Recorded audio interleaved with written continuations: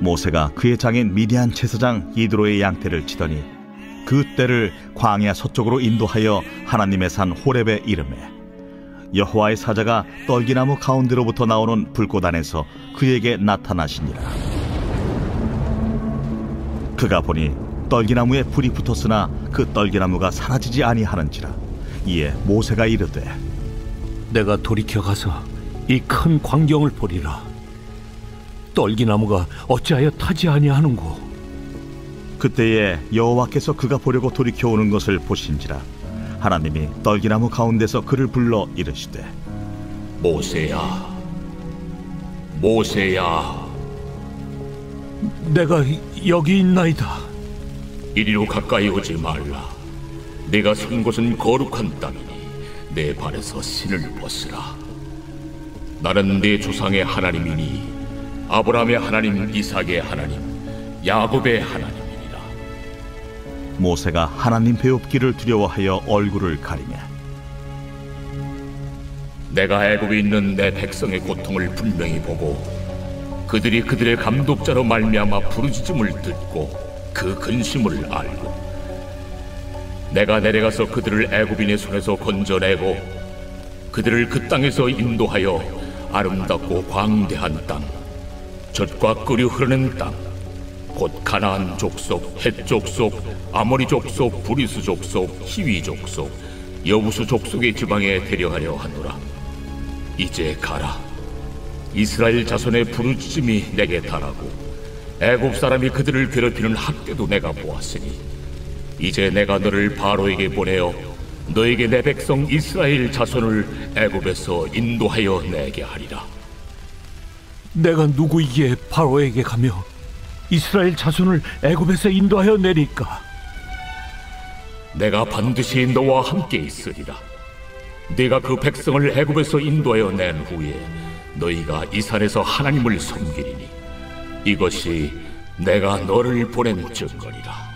내가 이스라엘 자손에게 가서 이르기를 너희의 조상의 하나님이 나를 너희에게 보내셨다 하면 그들이 내게 묻기를 그의 이름이 무엇이냐 하리니 내가 무엇이라고 그들에게 말하리이까? 나는 스스로 있는 자니라. 너는 이스라엘 자손에게 이같이 이르기를 스스로 있는 자가 나를 너희에게 보내셨다 하라. 할렐루야. 우리 선하신 주님, 놀라우신 주님의 이름을 찬양합니다. 우리 그 하나님 앞에 우리 감사와 찬양과 영광의 큰 박수 올려드리겠습니다. 우리 새롭게 하신 주님, 놀라우신 주님의 이름을 찬양합니다. 할렐루야. 할렐루야. 네, 여러분, 이 박수는요 그냥 설교 시작하기 전에 우리가 하는 어떤 행동이 아니라 정말 이 예배의 주인 되신 하나님 앞에 우리의 최고의 가치가 주님께 있음을 인정하는 고백인 줄로 믿습니다. 그래서요 정말 우리 하나님이 나의 기쁨이 되십니다. 주님만이 우리의 예배의 주인이 되십니다. 우리 그 마음으로 다시 한번 우리 주님 높여드리며 감사와 찬양과 영광의 큰 박수 올려드리겠습니다. 이 예배의 주인 되신 주님 오셔서 영광과 찬양을 받아 주시옵소서. 할렐루야. 우리 시간 우리 하나님의 귀한 은혜 가운데 한번 이른 포도의 성도들, 영상으로 예배하는 우리 글로벌 포도 식구들을 향해서 우리 한번 따뜻한 사랑과 격려의 박수 보내도록 하겠습니다. 주님의 놀라운 은혜가 함께이기를 주님의 이름으로 축복합니다. 할렐루야. 사랑하는 여러분, 성령 충만하십시오. 말씀 충만하십시오. 오늘 이 시간 하나님께서 우리 가운데 주신 영적인 심호흡을 우리 함께 나누기를 원하는데요. 네, 한번 깊이 호흡을 들이마시면서 주님, 주님의 사랑을 우리의 영혼육 가운데 깊이 받아들입니다. 그 사랑의 힘으로 우리 안에는 모든 근심과 염려와 두려움을 몰아내는 것이죠. 다시 한번 깊이 호흡을 들이마시면서 주님, 주님의 보혈로 나를 덮어주십시오. 우리의 영혼육을 주님의 보혈로 덮어주시고 그 보혈의 능력으로 우리 인생의 모든 교만과 악함과 연약한 질병이 끊어지는 것입니다. 오늘 이 시간 우리 하나님의 놀라운 은혜의 기름 부으심, 압도적인 주님의 영광과 주님의 보혈의 능력이 오늘 이 공간, 이 시간과 우리 영혼육 가운데 부어지는 귀한 은혜가 있게 되기를 주님의 이름으로 축복합니다. 말씀이 사건이 되는 역사, 더 이상 이전과 같지 않은, 아니 이전과 같을 수 없는 강력한 하나님의 임재와 영광을 경험하는 은혜가 있게 되기를 주님의 이름으로 축원합니다. 여러분, 이 파블로 피카소를 잘 아시죠? 그는 20세기 미술을 지배했습니다. 그는 미술가로서 최고의 명성을 가진 사람이었고요. 입체파 미술의 창시자로서 20세기 최고의 거장으로 손꼽힙니다. 여러분도 아마 피카소의 작품들을 많이 접하셨을 것 같은데요. 우리에게 익숙하게 널리 알려진 대표적인 작품들이 많이 있지만 저에게는 특별히 인상적으로 기억에 남는 작품 하나가 있습니다. 어느 날 피카소가 파리의 길을 걷고 있었어요. 마을 주변을 산책하던 중에 그의 눈에 우연히 고물 자전거 하나가 눈에 띄었습니다. 너무 낡고 닳아서 더 이상 쓸 수 없는, 그래서 누군가에 의해서 버려진 자전거였죠. 그는 가던 걸음을 멈추고 유심히 그 고물 자전거를 바라보았어요. 그리고 버려진 그 자전거에서 어떠한 형상을 발견하게 됩니다. 그는 곧 그 고물 자전거를 가지고 가서 이 안장과 핸들을 떼어냈어요. 그리고 이 두 가지를 붙여 놓았죠. 작업은 아주 간단했습니다. 자, 그렇게 완성된 것이 바로 피카소의 1942년작인 황소머리라는 작품입니다. 이 작품은요, 이후 1993년 런던에서 무려 293억 원이라는 거래에 낙찰이 되었고요. 이후 파리 피카소 박물관 영국 컬렉션에 전시되었습니다. 그가 보여준 시각적인 유희와 새로운 창조의 방식은요, 모두에게 신선한 충격을 주었고 그의 작품은 굉장히 큰 사랑을 받았어요. 여러분, 이 작품에 매겨진 가치는 무엇을 말해주나요? 이 황소머리라는 작품의 가치는요, 결코 재료 본연의 가치에 있지 않습니다. 그것은 사실 쓰레기장 한켠에 버려진 낡은 고물 자전거에 불과했어요. 무가치한 것이었죠. 다만 그 안에 피카소의 영감, 그의 의도, 그의 무한한 창조성과 예술성이 불어 넣어질 때 이제는 값으로도 환산 불가능한 시대의 작품이 되는 것입니다. 피카소가 발견했던 그 형상, 바로 그것을 위해 그의 손에 들려줄 때 말이죠. 여러분, 우리 인생의 위대한 가능성은요, 내가 아닌 나의 삶을 새롭게 불러주시고 발견해 주시는 하나님에 의해 창조되는 것입니다. 이것이 인생의 전환이자 반전의 시작이 되는 것이에요. 그러니까 여러분, 원재료의 가치를 논할 필요가 없어지는 것이죠. 얼마나 쓸모 있냐 없냐, 얼마나 우수한가 아닌가가 논점이 아닙니다. 우리의 인생이 누구의 계획을 따라 누구의 손에 들렸는가가 중요한 것이에요. 여러분, 우리는 상품으로서의 존재가 아닙니다. 품질을 따지며 값이 매겨지는 인생이 아니에요. 우리는 작품으로서의 삶을 사는 존재들입니다. 여러분, 아멘이세요? 여러분, 작품은요, 그것을 만드는 사람에 의해서 그 가치가 결정되는 것이에요. 하나님의 뜻과 의도가 우리의 삶에 어떻게 드러나는가? 우리 존재의 가치는 우리를 통해 일하시는 하나님의 손길을 통해 완성되는 것입니다. 오늘 우리가 함께 읽은 본문도 이 하나님께서 불어 넣어주신 그분의 뜻과 계획으로 인해 그 존재적 가치가 새로워진 한 사람의 인생을 보여주고 있습니다. 바로 하나님의 위대한 구원 계획의 도구로 쓰임받은 모세였어요. 실패한 도망자가 위대한 민족의 영도자로 새로운 전환을 이루기까지 광야에 버려진 닳고 낡은 인생이 어떻게 빛나는 역사의 작품이 되는지 우리 함께 살펴보기를 원하는데요. 자, 출애굽기 2장과 오늘 본문 3장 1절 사이에는요, 무려 40년의 시간이 숨겨져 있습니다. 모세의 삶을 살펴보면 그의 삶은 세 단계로 나누어지게 되는데요. 이 세 단계는 영적인 변화의 경계선입니다. 애굽에서 이집트의 왕위 계승자로서의 삶, 광야로 도피한 익명의 삶, 그리고 민족의 지도자로서 부름을 받은 이후의 삶으로 나누어지게 되죠. 먼저 애굽에서의 40년의 시간은요, 모세의 인생에 있어서 무한한 가능성의 시간이었어요. 모세는 바로의 공주의 아들로서 바로의 왕궁에서 태어나 애굽의 최고의 학문과 웅변술과 군사적인 훈련을 받았고요. 유대 고대사의 기록인 요세푸스를 보게 되면 모세가 바로의 왕위를 계승할 수 있는 기회가 3번이나 있었다라고 기록할 정도로, 여러분, 그는 정치적 실권을 가진 유력한 인물이었어요. 그런 그가 애굽 사람이 자기 동족 히브리인을 치는 것을 보고 그를 구하기 위해 그 애굽 사람을 죽임으로 바로의 추격을 받고 미디안 광야로 도망치게 됩니다. 그런데 여러분, 바로 그 광야 40년의 시간에 대해서 성경은 침묵합니다. 특별히 할 말이 없어서 건너뛰어버린 이야기처럼요. 그의 시간이 그렇게 접혀져 있어요. 그리고 이제 다시 시작된 이야기 속에서 우리는 숨겨진 모세의 광야 40년의 시간을 유추해 볼 수 있는데요. 자, 우리 1절 말씀을 같이 한번 읽어볼까요? 네, 1절 상반절 말씀 같이 한번 읽겠습니다. 시작. 모세가 그의 장인 미디안 제사장 이드로의 양떼를 치더니. 자, 여러분, 지금 모세가 양을 치고 있었다라고 하죠.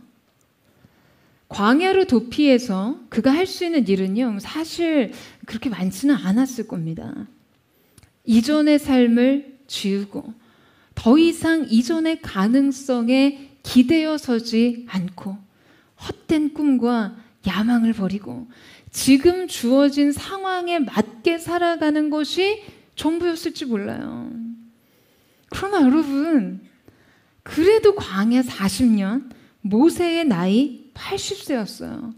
오늘 본문은요, 성경은 매우 친절하게도 모세가 치는 양의 소유가 누구의 것인지를 밝히고 있어요. 자, 여러분 보세요. 누구의 것이라고 하죠? 장인 이드로의 양떼를 치고 있다고요. 여러분, 우리가 익히 알듯이 야곱도요, 형 에서를 피해서 광야의 도망자로 빈손으로 시작했지만 그는 삼촌 라반의 소유보다 훨씬 더 많은 거부가 되었잖아요. 그에게는 정확한 목표가 있었고 그것에 대한 일관된 집념이 있었고요. 하나님의 약속에 대한 믿음이 있었어요. 그런데 보세요. 모세는요, 40년이 지나도록 여전히 자기 소유의 양 한 마리 없이 장인 이드로의 양을 치고 있었습니다. 누군가에게 종속되고 의존된 채로 자신에게 주어진 일, 그 이상을 꿈꾸지 않는 삶으로 멈춰 있었어요. 여러분, 모세의 시계는 멈춰 있어요. 좌절했고 실패했고 거부되었던 시간 속에 한 걸음도 나아가지 못한 채로 말이에요. 여러분, 우리가 모세의 삶을 이해할 필요가 있는데요. 이 광야로의 도피는 모세가 생존을 위해서 살기 위해 떠난 피난길이었지만 굉장히 아이러니하게도 동시에 모세 자신에게는 여러분 죽음을 의미하는 것이었습니다. 살기 위해 선택했지만 그 선택이 죽음이나 다름없었던 것이죠. 당시 애굽에서는요, 이 목축업에 종사하는 것을 굉장히 천하게 여기고 경멸하는 일이었어요. 모세는 애굽의 왕실에서 내쳐져 자신의 소유라고는 하나도 없는 채로 이방인의 땅에서 양을 치는 그 자신의 비천한 삶을 결코 한 번도 꿈꿔보지 못했을 거예요.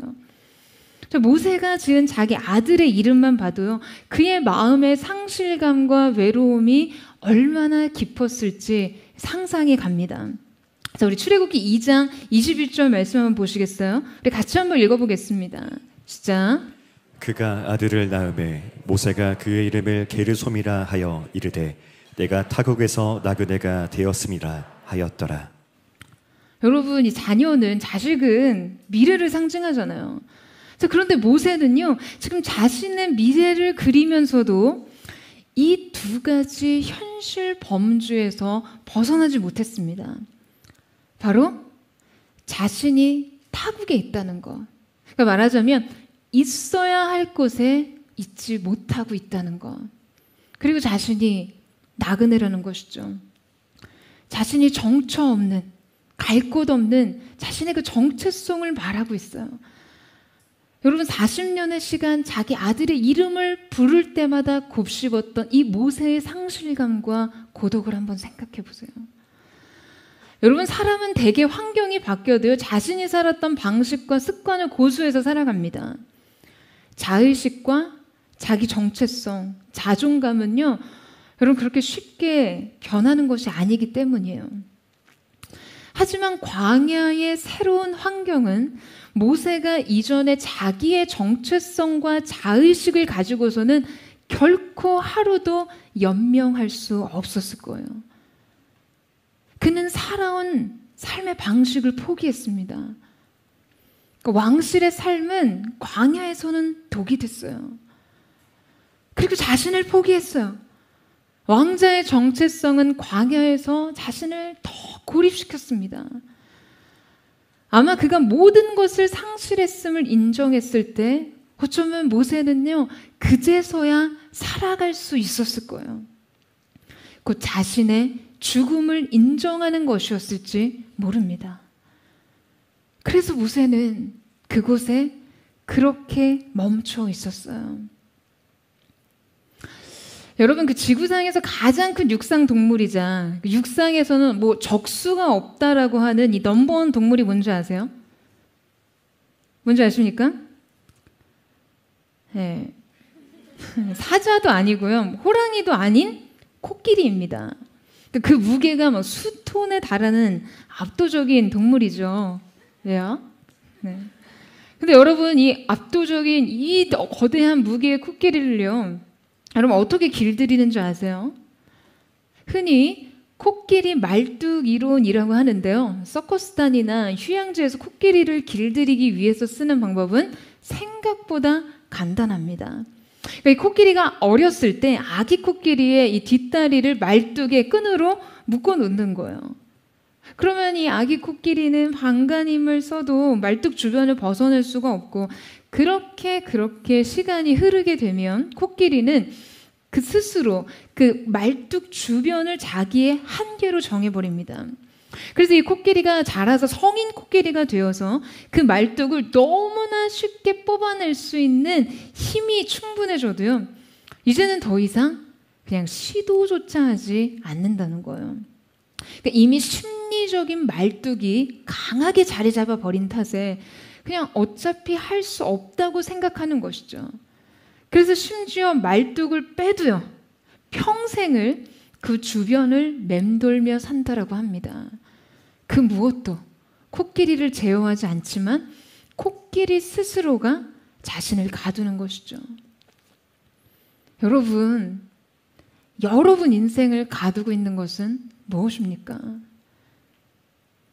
여러분의 길들여진 정체성은 무엇이에요? 무엇이 무적의 삶을 불구의 삶으로 제한합니까?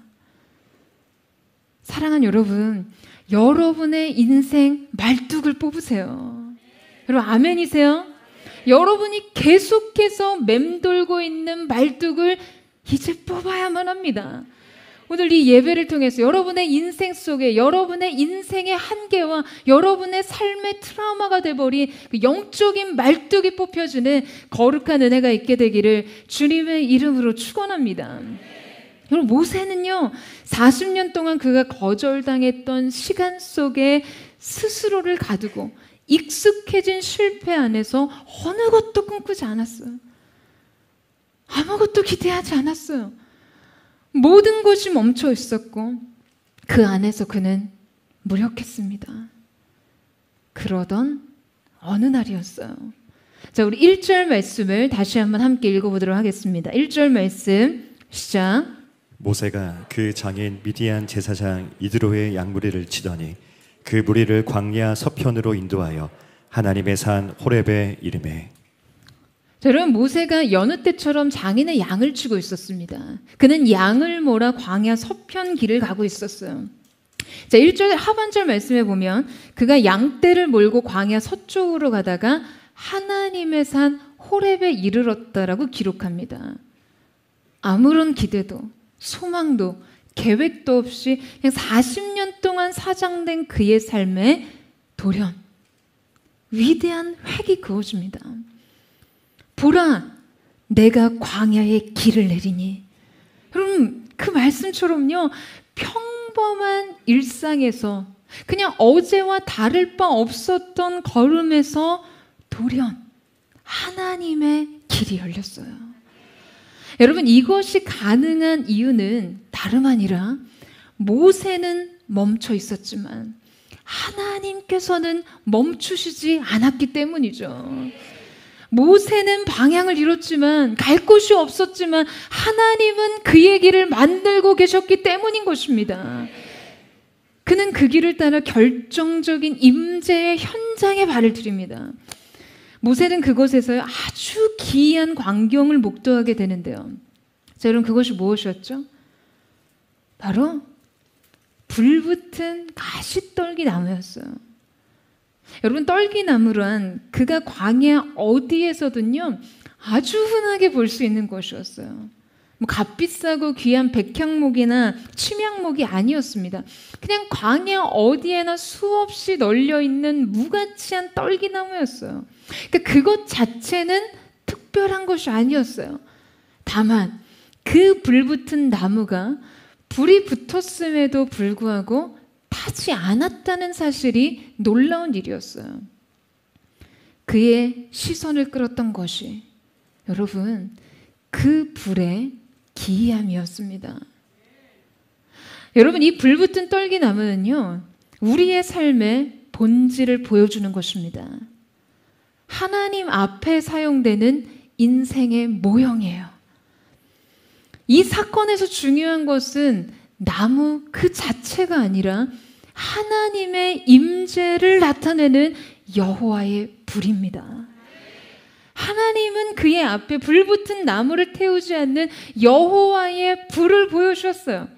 여러분, 이것이 무엇을 상징하죠? 여러분, 이것이 무엇을 상징하는 것입니까? 원료가 중요하지 않다는 거예요. 재료가 중요하지 않다고요.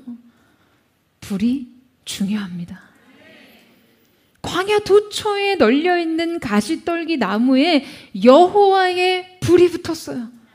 불은 그 평범한 떨기 나무에서 특별하게 타오르고 있었습니다. 사랑하는 여러분, 우리의 인생이 이와 같아요. 우리는요, 우리의 자신의 어떠함을 입증하고 증명하면서 하나님의 역사에 쓰임받고 싶어 합니다. 물론 여러분의 어떠함은 모두 하나님께는, 그분에게는 재료가 돼요. 여러분의 가진 모든 자원과 경험이 우리 하나님의 손에서 유의미하게 쓰여져요.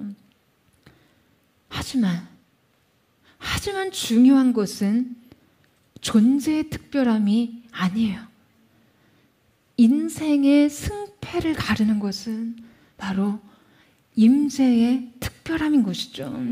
여러분, 아멘이세요? 여러분, 사울과 다윗을 한번 떠올려 보세요. 사울의 선왕 다윗은요, 인간적으로 아주 탁월한 인물이었습니다. 모든 면에서 그 어느 누구보다도 월등한 조건을 갖춘 사람이었어요. 하지만 그의 인생에는요, 지속적으로 타오르는 여호와의 불이 없었습니다.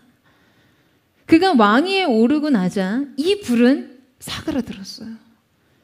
그가 여호와의 임재에 대해 업신여겼기 때문에 그는 더 이상 여호와의 불을 태울 수 있는 원료가 될 수 없었습니다.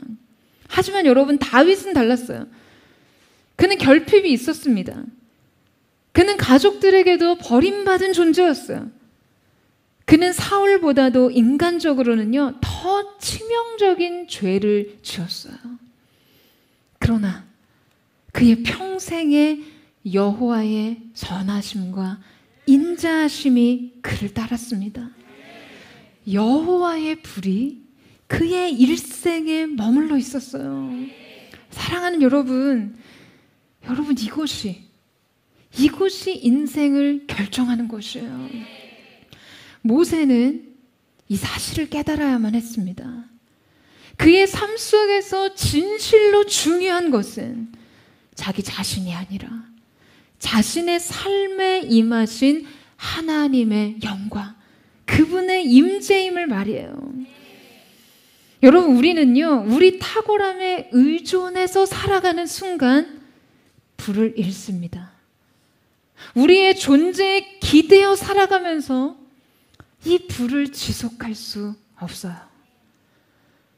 우리는요, 우리 존재의 특별함이 아니라 임재의 특별함으로 살아가야 합니다. 여러분, 이 사실 믿으십니까? 그래서 우리도 다윗의 고백처럼 나의 평생에 하나님의 선하심과 인자하심이 정녕 나를 따른다고 여러분 고백할 수 있어야 하는 것이에요. 이 불의 지속성, 여러분, 이것만이 인생을 결정합니다. 이것만이 인생을 지켜내요. 사랑하는 여러분, 여러분은 무엇을 태우는 인생을 사시겠어요? 나를 재료 삼아서 내 자신을 태우고 나의 능력과 나의 욕망과 나의 허영을 태우며 사시겠어요? 아니요. 하나님이 스스로 타오르는 불이 되시도록, 오직 하나님께서 그 불을 가능하게 하는 원천이 되시고 이유가 되시고 목적이 되시도록 그렇게 사십시오. 저는 그 은혜가 오늘 사랑하는 포도의 성도들의 삶 가운데 있게 되기를 주님의 이름으로 축원합니다. 그렇다면 여러분, 여호와의 불이 우리의 인생을 결정하는 가장 중요한 요소라고 한다면, 그러면 과연 우리는 무엇을 해야 할까요? 우리의 믿음의 몫은 무엇일까 여러분 궁금하지 않으세요? 여호와의 주권적인 불이 우리의 인생 모두를 결정한다면 그냥 우리 자신은 아무것도 하지 않아도 되는 것입니까? 아니죠.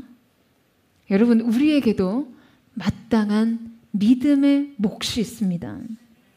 지금 여러분 모세 앞에 어떠한 광경이 펼쳐져 있었죠? 불붙은 가시떨기 나무였어요. 여러분, 이것은 모세의 주의를 끌기에 충분한 것이기는 했습니다. 그러나 동시에 잠시 주의를 끌다가 지나칠 수도 있는 것이었어요. 지금 모세에게는요, 분명 양무리가 있었고 양무리를 인도해서 가야 할 목적지가 있었고요. 광야는 여러분 해가 지는 순간 위험천만한 곳이 됩니다. 하지만 모세가, 지금 성경은 모세의 행위에 대해서 분명하게 기록하고 있어요. 3절 말씀 보시겠어요? 3절 상반절 말씀 같이 한번 읽겠습니다. 시작. 이에 모세가 이르되 내가 돌이켜 가서 이 큰 광경을 보리라. 자, 여러분, 이것은요 모세의 의지적인 행동이었어요. 여러분, 우리 하나님께서는 영이시기 때문에 여러분 우리가 주목하지 않으면 놓치기 쉽습니다. 우리의 인생에 놓여진 영적인 사인들은요, 영적인 표지판들은 다양한 방식으로 우리의 삶에 놓여 있지만 그것들이 잠시 우리의 주의를 끌고 그냥 금세 사라지고 마는 것들이 되면요, 우리의 삶은 어떠한 것도 바뀌지 않습니다. 하나님은 다양한 방식으로, 다양한 방법으로 인간에게 다가오세요. 그분의 임재는 우리의 삶에 평범하고 익숙한 것 위에 임하십니다. 하지만 평범한 일상 속에 특별한 것을 경험할지라도 여러분, 그것에 의지적으로 다가가 반응하려고 하는 사람들이 너무나 제한적이기 때문에요. 하나님께서 일으키신 영적인 사건들의 주의력과 관심을 쏟아붓는 사람이 너무나 없기 때문에, 그래서 인생은 달라지지 않는 것이죠. 분명 모세의 반응은요, 믿음의 반응이었어요. 내가 돌이켜 가서 이 광경을 보리라. 이것은 지금 나 중심으로 보는 것이 아니라 하나님에 의해서 보여지는 것을 보겠다고 하는 의지의 발동이었습니다. 여러분, 우리는요, 내가 보고 싶은 것을 봐요. 내 필요만 봅니다. 내 자아만 봐요. 정작 하나님이 보여주시는 것은요, 깊이 주목하지 않습니다. 하나님이 아무리 우리의 삶에 그분의 임재를 나타내신들, 여러분, 우리는 내 필요를 보느라, 내 자신을 보느라 그것에 깊은 시선을 두고 머물지 않습니다. 그러니까 우리의 영적인 주의력은 금세 산만해지고요, 우리의 영적인 시선은 인생의 분주한 필요들에 즉각적으로 함몰됩니다. 금세 자기 갈 길을 찾아 발걸음을 재촉해요. 여러분, 그렇게 삶의 신비는 끝나는 것이죠. 그렇게 신적 개입은 소멸되는 것이에요. 사랑하는 여러분, 우리 삶에 하나님의 임재가 나타난 그 장소로 돌이켜 가세요. 하나님의 임재를 주목하기 위해 결단하세요. 하던 일을 멈추고 가던 길을 돌이켜 다가가서 보세요. 잠깐 그 특별한 광경을 감상만 하다가 자기 필요를 따라 자기 갈 길을 가지 마시고요, 돌이켜 그곳에 서십시오. 여러분, 저는요, 사랑하는 포도의 성도들이 자신의 인생에 부여된 하나님의 불을 소멸하지 않고 계속해서 타오르는 그 불을 품는 역사가 있게 되기를 주님의 이름으로 축원합니다. 임재의 기회가 열렸을 때, 영광의 문이 열렸을 때, 여러분의 인생의 필요를 위해 잠깐 주의를 기다리다 사그라드는 것이 아니라 주의 깊게 그 자리에서 하나님의 임재를 주목하여 달려가는 저와 여러분 되시기를 주님의 이름으로 축복합니다. 자, 이제 바로 그때 그 믿음의 시선과 행위 뒤에 어떠한 일이 일어난지 본문을 통해 살펴보도록 하겠습니다. 자, 3절 말씀에 보면요, 이에 모세가 이르러 내가 돌이켜 가서 이 큰 광경을 보리라 하신 후 그때에 라며, 지금 4절에서 여호와께서 그가 보려고 돌이켜 오시는 것을 보신지라 라고 기록되어 있어요. 여러분, 여기 먼저 여호와께서 보신지라 라고 기록되어 있어요. 여기서 이 보다라는 뜻을 지닌 라라는 이 단어는요, 역시 깊은 관심을 가지고 그 대상을 지켜본다는 의미를 가지고 있습니다. 하나님이 그를 주목하셨어요. 사실 이 모세의 행동이 있기 전에 이미 하나님께서는 그를 주목해 보고 계셨습니다. 모세의 행동 이전에 하나님의 행동이 있었어요. 그러나 모세의 돌이킴 이후 하나님은 이제 결정적으로 그를 부르십니다. 모세야, 모세야. 하나님은 그의 이름을요 2번 반복해서 부르십니다. 여러분, 저는 이 부름이 너무 좋아요. 그냥 이 부름만으로 가슴이 뜁니다. 주님은 연거푸 2번 그의 이름을 부르세요.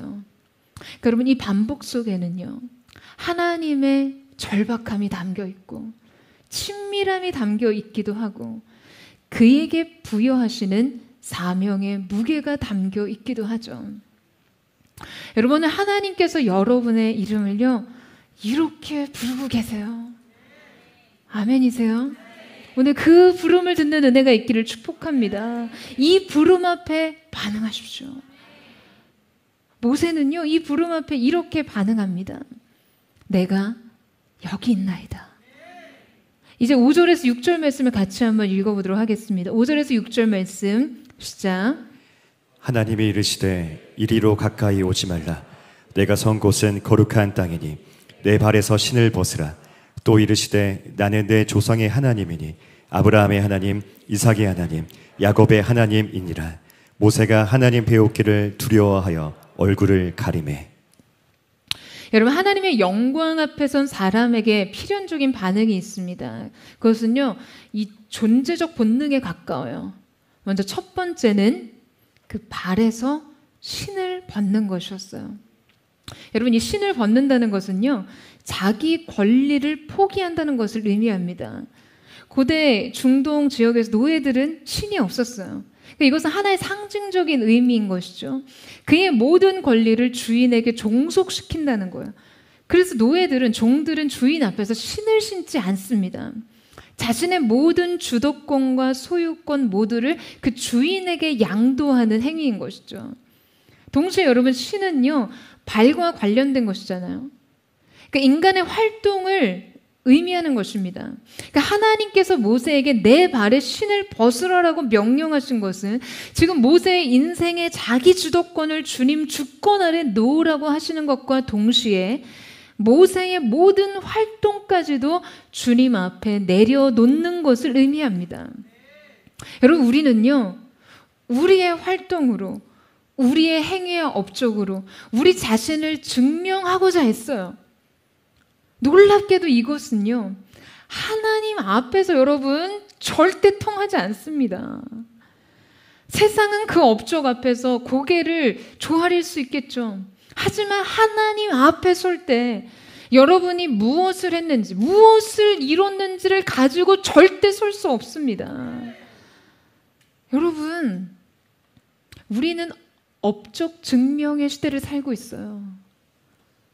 성취 증명의 시대예요. 사람들은 이걸 증명하지 못하면요, 그냥 존재해도 존재하지 못한다고 생각해요. 그러니까 이 존재감이 없으면 그냥 살아도 사는 게 아니에요. 그래서 그냥 이 인정 욕구가 채워지지 못해서 모두 공허에 쩔쩔맵니다. 그런데 내가 무엇을 하는 사람인지, 내가 무엇을 이뤄낸 사람인지, 여러분, 그 증명 욕구가요, 신앙에서까지 적용돼요. 하나님 앞에까지 가지고 나옵니다. 여러분, 그러다 큰일 납니다. 우리 하나님께서는 크고 두려우신 분이세요. 여러분, 예배 앞에서 신을 벗으세요.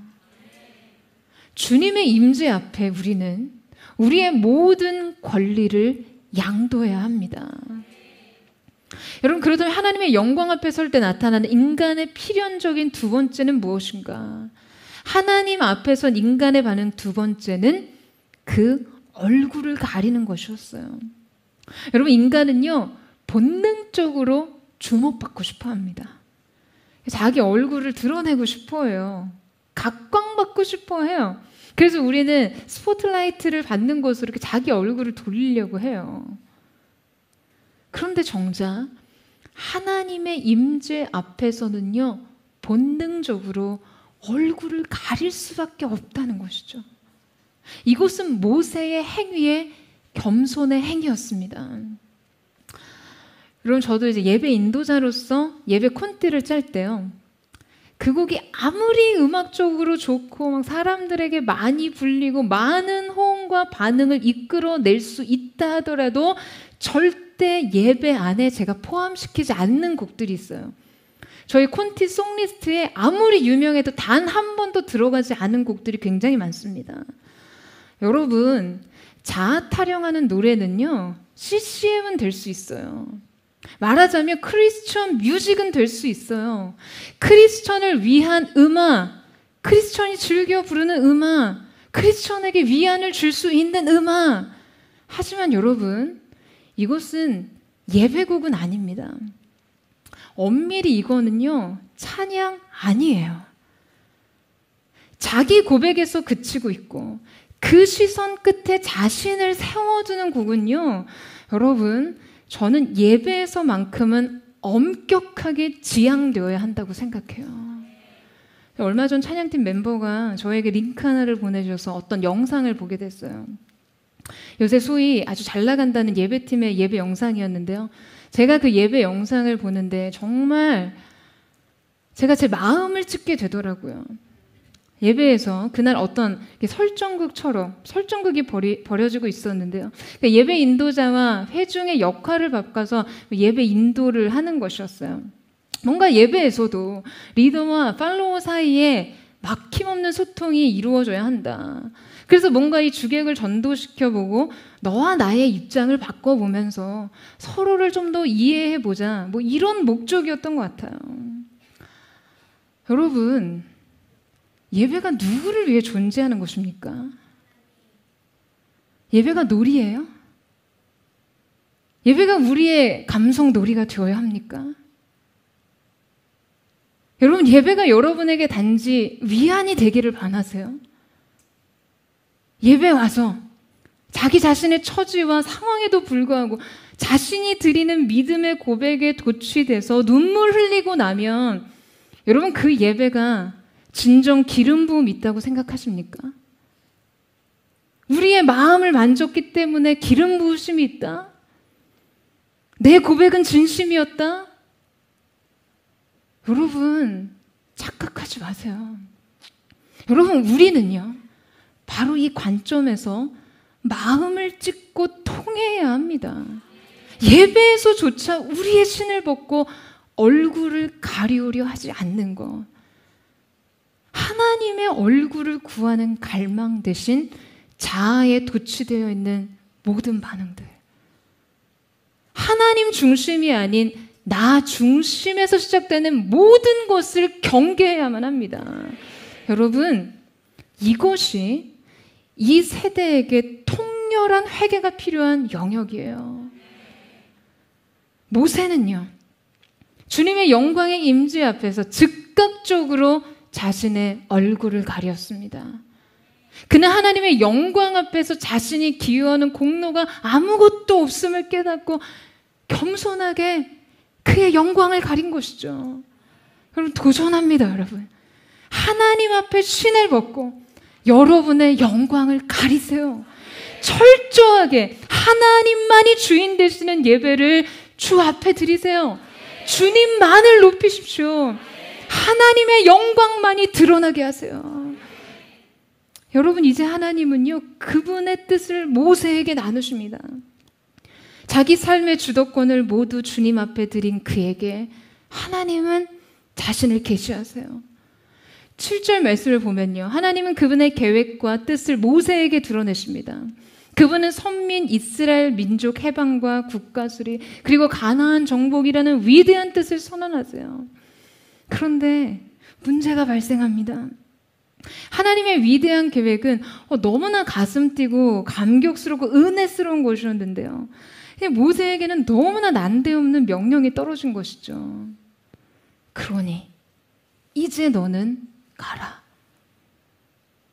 여러분, 은혜는 여기까지였어요. 그러니 이제 너는 가라. 에서부터 이제 혼돈이 찾아옵니다. 충격이 찾아와요. 여기서부터는 이제 순응할 수 없습니다. 복종할 수 없어요. 하나님이 나의 민족의 절망에 반응해 주시고 기이한 구원 계획을 갖고 계신다는 거는 알겠는데요, 아니 그러니까 너가 가라니요. 무슨 날벼락 같은 말입니까? 여러분, 모세가 이 말씀에 어떻게 반응하고 있죠? 우리 11절 말씀 함께 보겠습니다. 시작. 모세가 하나님께 아뢰되 내가 누구이기에 바로에게 가며 이스라엘 자손을 애굽에서 인도하여 내리이까? 모세는 반문합니다. 내가 누구간데? 아니 하나님, 내가 누구입니까? 아니 내가 지금 누구라고 바로에게로 보낸다는 겁니까? 내가 대체 무슨 수로 이스라엘 백성을 이집트에서 이끌어낸다는 말씀입니까? 아니 하나님, 지금 장난하십니까? 저 지금 쫄딱 망한 거 안 보이세요? 여러분, 우리는요, 오늘 말씀을 통해서 우리가 어떠한 자의식을 가지고 살아야 하는지를 배워야 합니다. 여러분, 분명 모세는요, 망했어요. 맞아요. 그는 이제 할 수 있는 것이 없었습니다. 그의 삶엔 가능성이 없어요. 하나님도 참, 사람을 쓰시려거든 좀 쓸만할 때 쓰시지. 아니 왜 이렇게 망가진 모세에게 나타나셔서 갑자기 애굽에 보내신다는 것일까요? 아니 애굽의 왕실에서 미디안의 목부가 된 모세를 보면 모세를 보낸 하나님까지도 여러분 이거 한번 상상해 보세요. 얼마나 채신 없어집니까? 상상해 보세요. 여러분 고향에 돌아갈 때는요 초라하게 가면 안 되거든요. 최대한 이렇게 힘을 주고 가야 돼요. 그러니까 어른들이 가끔 초등학교 동창회 다녀오고 나면 그날 이제 부부싸움 하시는 거예요. 제대로 힘을 주지 못해서 화가 난 거거든요. 그러니까 하나님도 자기 체면을 생각해서라도 적당히 하시면 좋았을 것을 신 중의 신 여호와 하나님의 사신인 모세의 행색을 보시라고요. 그가 어떤 실패의 경력을 가지고 지금 다시 바로의 왕실로 돌아간 것인지 여러분 그 역사를 알면 그의 초라함은 훨씬 더 심합니다. 여러분 모세가요 사실 왕궁 출신이었잖아요. 근데 애굽의 왕자였습니다. 많은 사람들이 바로의 왕궁에서 모세가 최고의 학문과 군사적인 기술을 훈련받았을 거라고 생각해요. 그는 당시 권력의 최정상에서 왕자의 교육을 받았습니다. 그러니까 실제 애굽에서 그는 굉장히 유능했어요. 사도행전 7장 22절 말씀에 보면요. 모세가 애굽 사람의 학술을 다 배워 그 말과 행사가 능하더라 라고 기록하고 있습니다.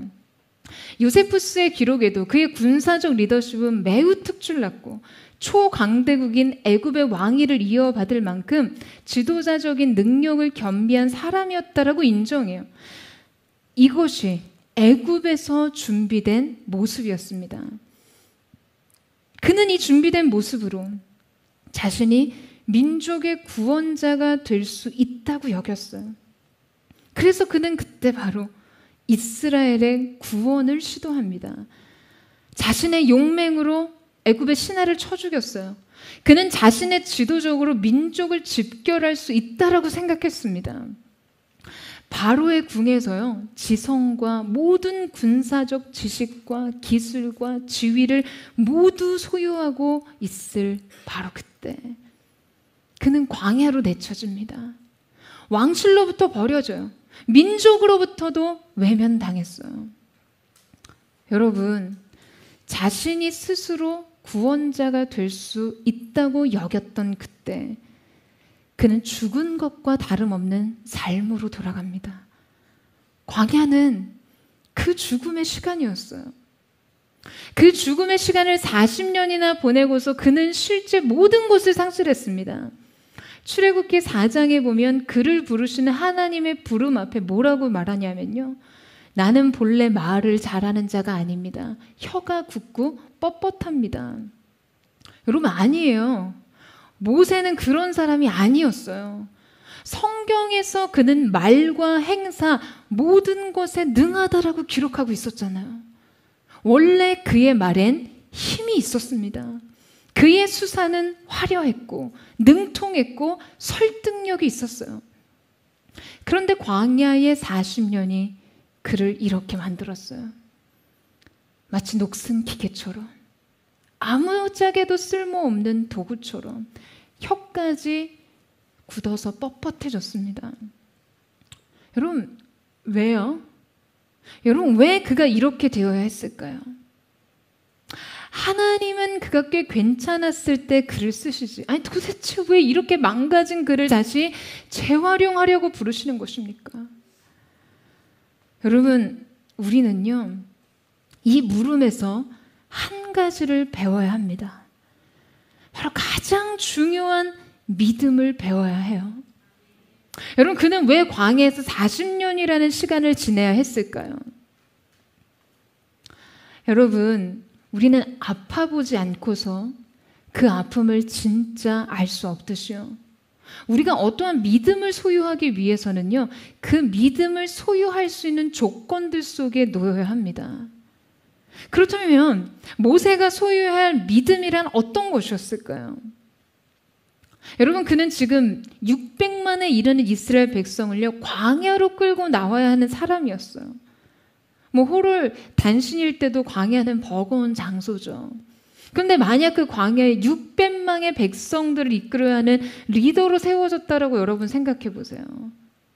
여러분 600만이 아니라 6만, 많이 그냥 600, 60명이라도요. 지도자로서, 리더로서, 책임자로서 광야에서 그들을 이끄는 일은 쉬운 게 아니에요. 여러분, 그런 그가 지금 600만의 이스라엘 백성들을 이끌면서 직면해야 했던 현실이 어떤 것이었습니까? 그가 소유해야 했던 믿음이 어떤 것이었습니까? 그가 600만 명의 민족의 지도자로 광야에 설 때요. 여러분, 그 광야에는요, 어떤 인간적인 자원도 없었습니다. 사회적 출신과 지위도 필요 없었어요. 거처도 없습니다. 무기도 없어요. 군사력도 없습니다. 아무것도 없고 아무것도 보이지 않고 어떠한 것도 기대할 수 없는 땅에서 그는 오직 홀로 하나님의 구원만을 믿어야 하는 사람이었습니다. 여러분, 그때 직면한 난관을 참고 견딜 만한 충분한 믿음이, 여러분, 그 믿음이 어디에서 길러졌을까요? 언제 길러졌을까요? 바로 이 40년 광야에서의 시간 동안 길러진 것이죠. 여러분, 모세는요, 초라한 자신에게 역사하시는 하나님의 권능을 앞서 경험했습니다. 내가 누구입니까? 하는 질문에 여러분, 하나님께서는요, 모세의 충분한 자질에 대해 확인시켜주지 않았어요. 모세, 할 수 있다. 너 나름 애굽에서 훈련받지 않았니? 이런 말씀하지 않으십니다. 그 대신 하나님의 존재를 확인시켜 주셔요. 하나님의 임재에 함께 하심을 약속하십니다. 여러분, 우리는요, 너무나 불완전하기에 하나님 앞에서 의문을 품을 수 있어요. 그러나 그때 하나님이 주신 답은 그분 자신입니다. 모세는 광야 40년의 시간을 통해 자신의 완전한 무능을 깨닫고 또한 하나님의 무한한 전능을 깨달았습니다. 여러분, 이 지식의 전환이, 이 존재의 전환이 이루어지는 순간 그는요, 하나님 손에 들린 도구가 되는 것이죠. 여러분, 하나님께서는 모든 육신적인 자원을 일체 거부하시거나 부정하시는 분이 아닙니다. 그분은 개인의 은사와 재능, 그 외에 겸비한 모든 자원을 아낌없이 들어 사용하세요. 다만 그것이 철저하게 하나님으로부터 온 것임을 인정할 때만이, 철저하게 하나님께 맡겨졌을 때만 사용하십니다. 여러분, 하나님께서는요, 지금 600만 명의 백성을 광야를 거쳐 가나안 땅으로 인도하라는 사명을 그에게 주셨어요. 그래서 생각해 보세요. 그가 만약 광야의 생리를 알지 못했다면 과연 이스라엘 백성을 이끌고 40년의 시간을 광야에서 지낼 수 있었을까요? 여러분, 우리가 한 100명 단위, 1000명 단위 팀원들과 함께 움직일 때도요, 다 사전 답사하고 돌발 상황 확인하고 상태를 다 확인합니다. 근데 광야에 600만의 백성들을 이끌고 가야 했다면요, 생각해 보세요. 여러분, 지금 이스라엘 백성 어느 누구보다도 모세만이 광야에 대해 가장 잘 알았습니다. 그는 광야의 지리와 지형, 생태계와 기후, 모든 것에 대해 익숙했어요. 그에겐 그에 따른 대처력과 순발력이 있었어요. 여러분, 그 모든 것은 생생한 경험으로부터 나온 것이었습니다.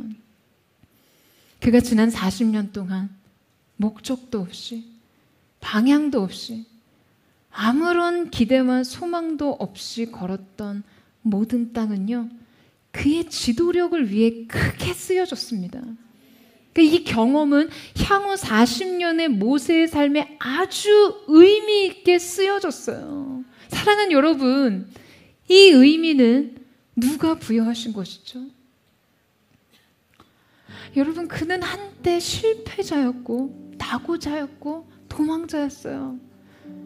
하지만 그 시간이 하나님 손에 있을 때 여러분, 결코 그것은 무의미하지 않습니다.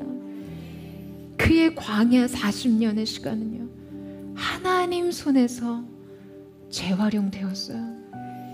거작의 손에서 다시 빚어진 명작처럼 그의 시간은 하나님의 섭리 안에서 남김없이 낭비 없이 쓰여집니다. 여러분, 이제 마지막으로 하나님께서는 그의 이름을 묻는 모세에게 자신을 계시해 주십니다. 하나님이 모세에게 이르시되 나는 스스로 있는 자니라. 또 이르시되 너는 이스라엘 자손에게 이같이 이르기를 스스로 있는 자가 나를 너희에게 보내셨다 하라. 하나님은 모세에게 나는 스스로 있는 자니라고 자신을 계시하시는데, 여러분, 이 의미는 세 가지로 볼 수 있습니다. 첫째, 스스로 존재하시는 자존하신 하나님. 둘째, 모든 면에서 부족함이 없는 자족하시는 하나님. 셋째, 영원히 존재하시는 분으로 알파와 오메가, 시작과 완성이 되시는 자신을 드러내시는 거예요.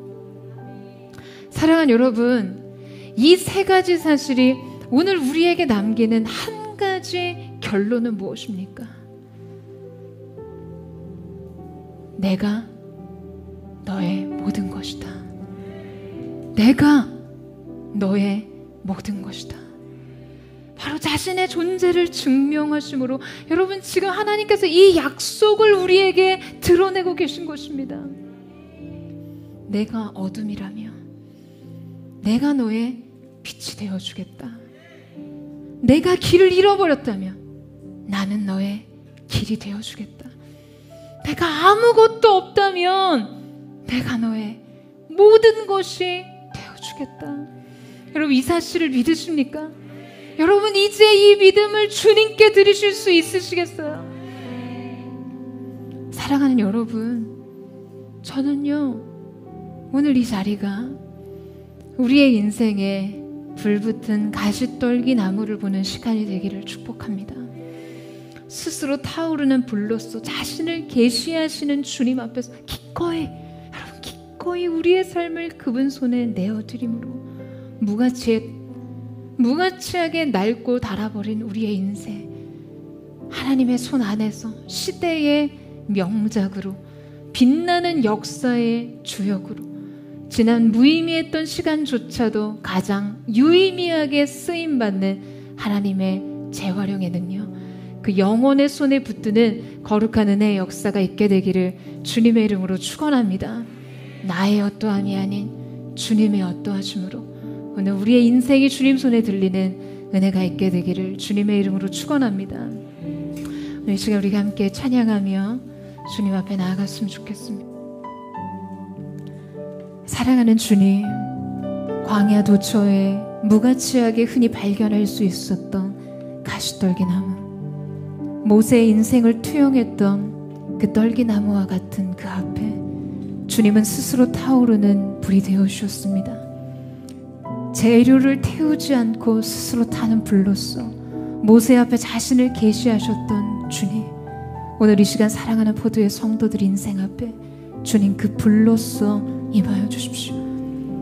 재료의 부족함, 우리 인생의 무가치함, 우리의 인생의 지난 실패와 모든 무력함과 우리 자신의 무의미했던 인생의 방황을 끝내고 오늘 우리 앞에 계시하신 하나님의 그 불, 자존하신 하나님, 자족하신 하나님, 영원하신 하나님 앞에 우리의 삶을 다시 발견하게 되는 거룩한 은혜가 있게 하여 주시옵소서.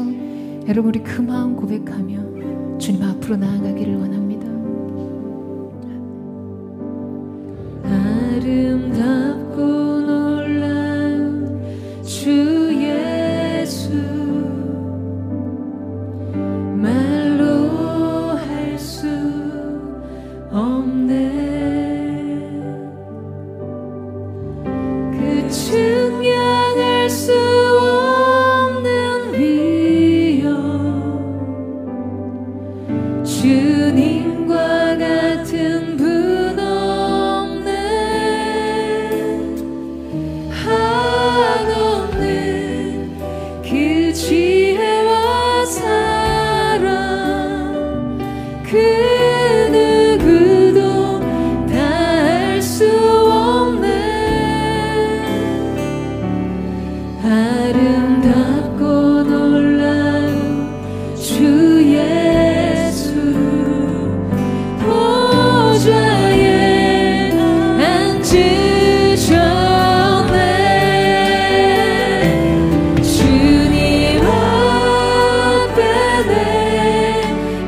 서 있네. 주 앞에 내가 서 있네. 주는 거룩하신 하나님 그 앞에 서 있네. 우리 함께 고백하며 나아갑니다. 아름답고 놀라운 주 예수 말로 할 수 없네. 그 증명할 수 없는 위엄 주님과 같은 분 없네. 한없는 그 지혜와 사랑 그 누구도 다 알 수 없네. 아름답고 놀라운 주 예수 보좌에 앉으셨네. 주님 앞에 내가 서 있네. 주 앞에 내가 서 있네.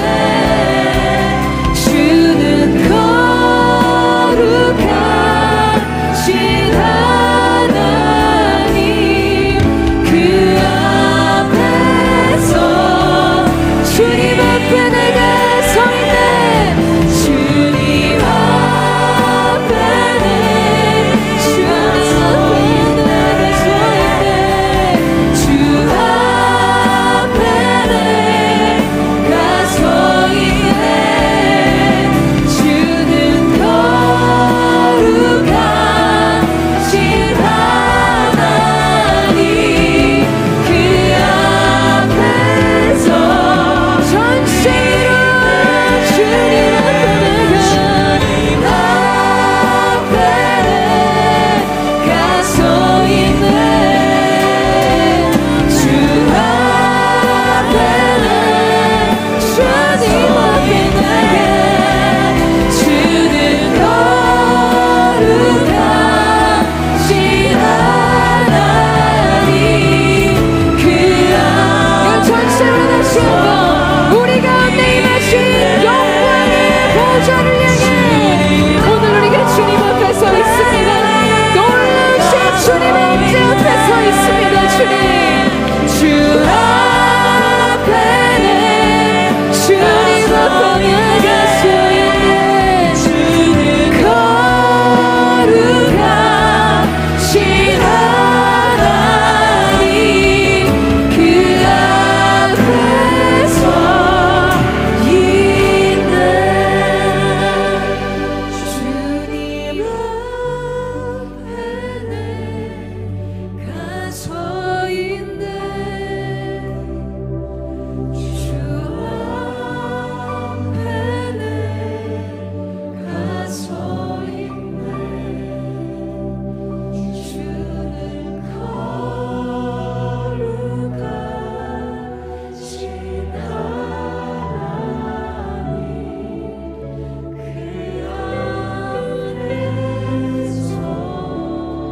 하나님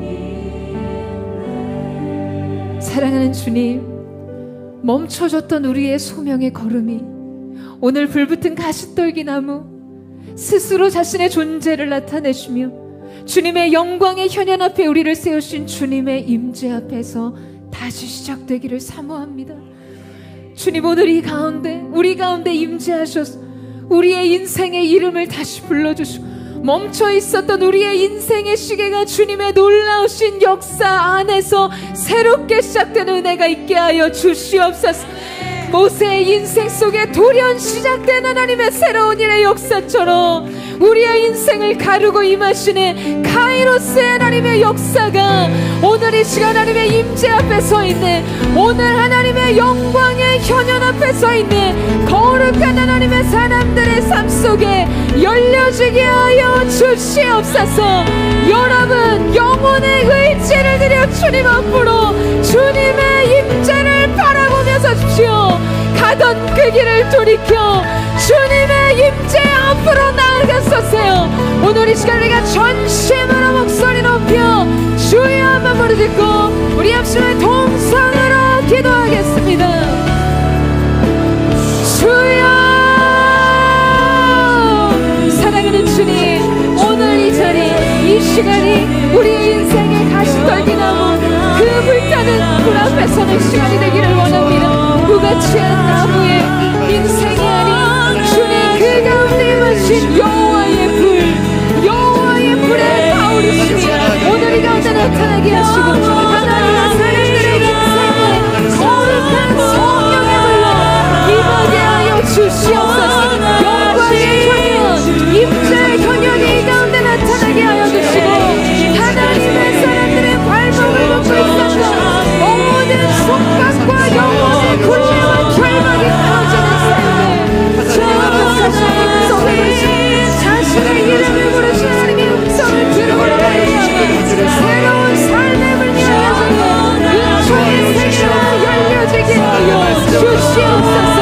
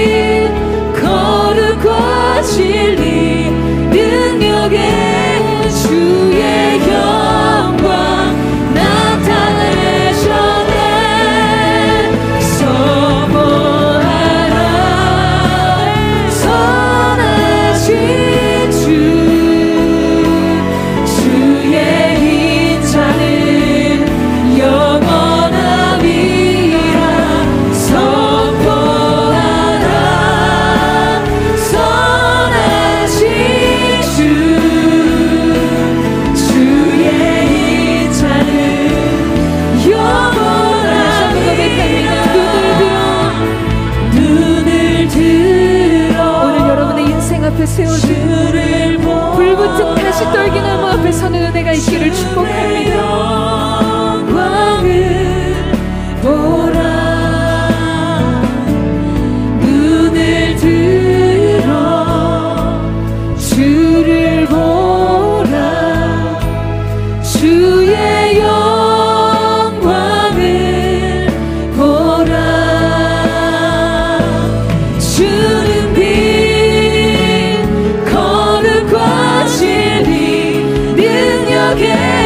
주의 영광, 주님의 영광이 이곳에 나타났음을 선포하며 나갑니다. 할렐루야. 선하신 주의 인자는 영원함이라 선포하라. 선하신 주의 인자는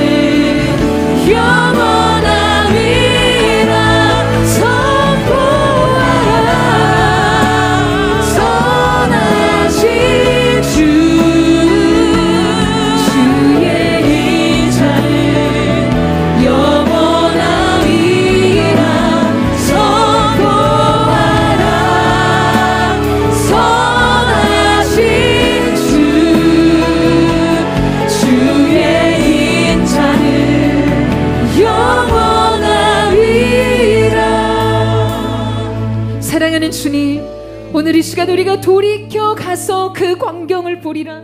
하나님의 사람들의 인생 속에 주님이 지금 주신 이 임재의 기회, 주님이 지금 허락하신 영광의 현현 앞에 서는 경험을 뒤로 무르지 않게 하여 주십시오.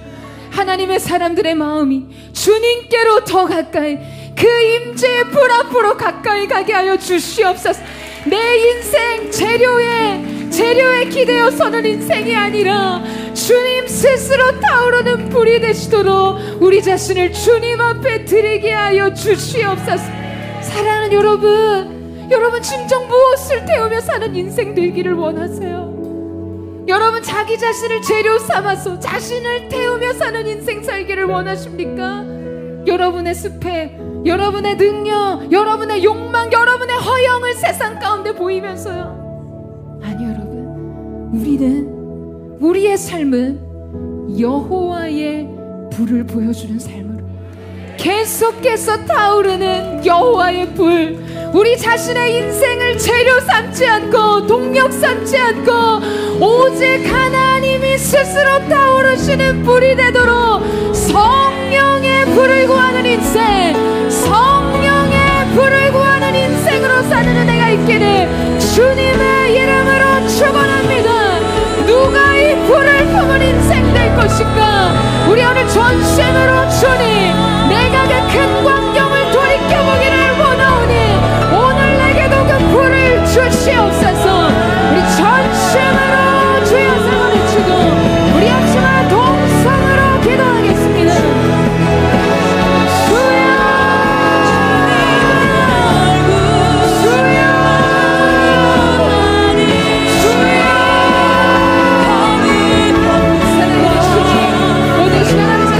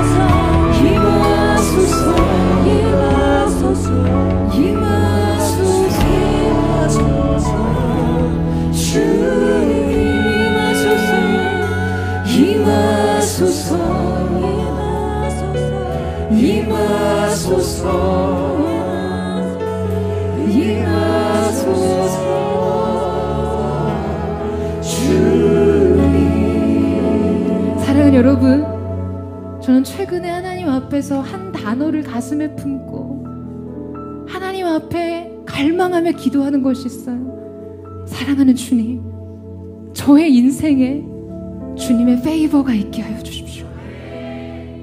주님, 우리의 예배에 주님의 페이버가 있게 하여 주십시오. 우리의 교회 위에 주님의 작정하신 페이버가 있게 하여 주십시오. 사랑하는 여러분, 무엇이 중요합니까? 우리의 약함이 중요합니까? 도구의 무가치함이 무슨 중요합니까? 오늘 이 시간 여러분, 우리가 우리의 인생을 재활용하시듯, 우리의 인생을 다시 쓰듯, 우리의 삶이 하나님 손에 들려줄 수만 있다면, 여러분, 우리의 인생을 하나님 보내실 때요, 다른 건 말씀하지 않으세요. 할 수 있다고 우리를 격려하고 응원하시는 게 하나의 방법이 아니에요. 주님의 존재를 말씀하세요. 주님의 임재를 약속하세요. 여러분, 그곳이면 충분하지 않습니까? 주님 말씀하시잖아요. 자존하는 여호와가, 자족하는 여호와가, 영원한 여호와, 알파와 오메가, 내가 너의 시작이고 내가 너의 완성이다. 주님 말씀하신 것으로 충분하지 않습니까?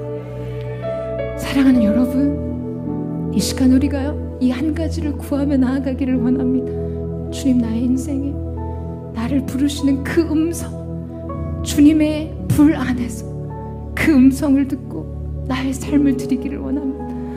이후로 나의 삶은 한 개인의 역사의 기록이 아닌 모세의 생애와 같이 주님 나라의 영광의 기록이 되기를 원합니다.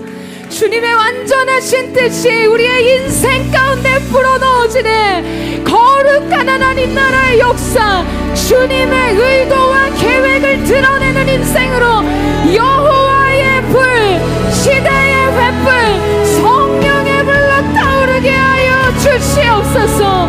예배 영으로 기름 부어주십시오.